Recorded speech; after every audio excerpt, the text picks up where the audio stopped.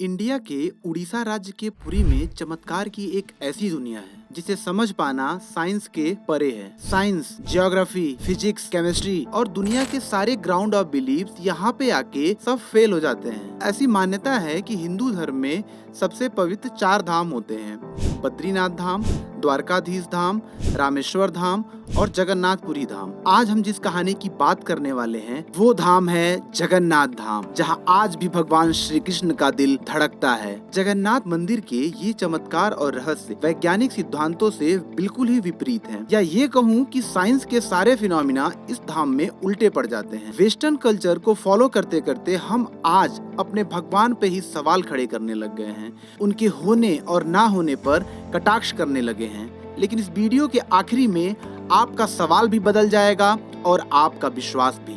आइए देखते हैं भगवान जगन्नाथ का अद्भुत स्वरूप। विश्व के किसी भी मंदिर की मूर्तियां या तो मेटल या तो स्टील की बनती हैं, जबकि यहाँ भगवान विष्णु की प्रतिमाएं नीम की लकड़ी से बनी हुई हैं। लेकिन ऐसा क्यों?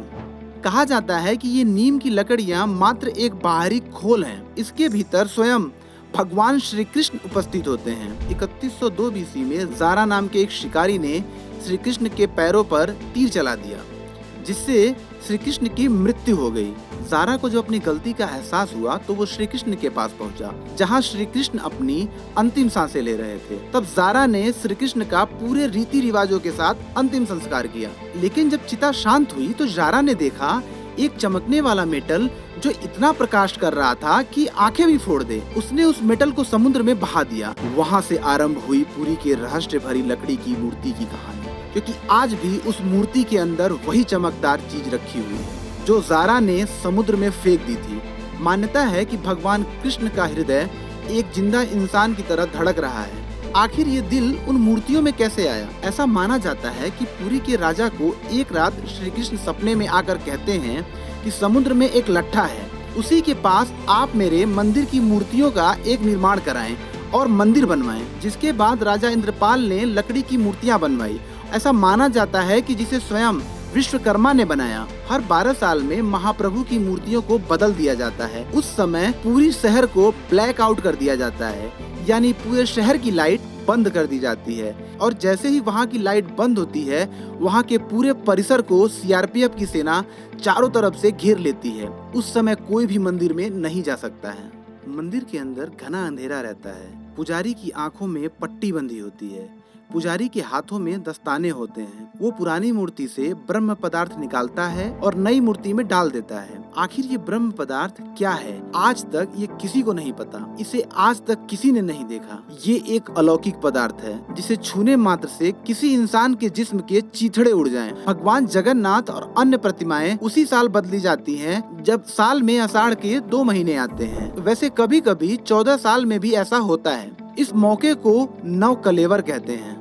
लेकिन आज तक कोई भी पुजारी ये नहीं बता पाया कि महाप्रभु जगन्नाथ की मूर्ति में आखिर ऐसा क्या है। कुछ पुजारियों का कहना है कि जब हम उन्हें हाथ लगाते हैं तो वो खरगोश जैसा उछल रहा होता है। आंखों में तो पट्टियां थी, हाथ में दस्ताने थे, इसीलिए हम सिर्फ महसूस कर पाए। आज भी हर साल जगन्नाथ यात्रा के उपलक्ष्य में सोने की झाड़ू से पुरी के राजा खुद झाड़ू लगाने आते हैं। भगवान जगन्नाथ मंदिर के सिंह द्वार से पहला कदम अंदर रखते ही समुद्र के लहरों की आवाज नहीं सुनाई देती है। जबकि आश्चर्य में डाल देने वाली बात यह है कि जैसे ही मंदिर से एक कदम आप बाहर रखेंगे, वैसे ही समुद्र की आवाज सुनाई देगी। आपने ज्यादातर मंदिरों के शिखर पर पक्षी को बैठे या उड़ते देखा होगा, लेकिन जगन्नाथ मंदिर के ऊपर से कोई पक्षी नहीं गुजरता।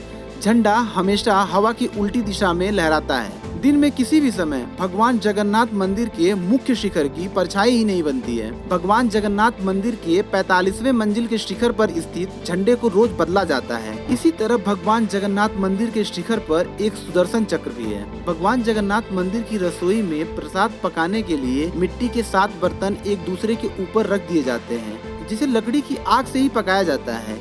इस दौरान सबसे ऊपर रखे बर्तन का पकवान पहले पकता है। ऐसे ही आध्यात्म और धर्म की कहानियों को सुनने के लिए आध्यात्म नगरी को सब्सक्राइब करें।